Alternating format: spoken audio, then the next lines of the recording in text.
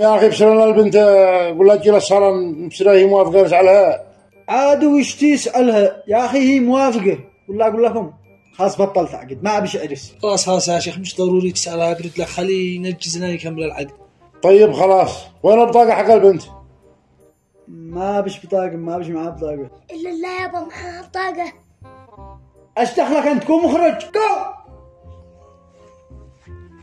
ذاحين ما بشيكم انتينا رقم جلوس ولا بطاقة عائلية ولا أي إثبات نثبتها عندنا هنا. يا أخي كلهن فيها صورها مش ضروري، أقد هكذا وبس.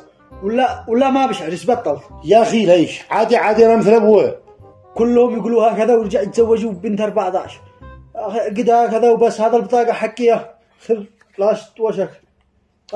طيب ناهي خلاص، أي اسمها؟ ما هو؟ ما هو؟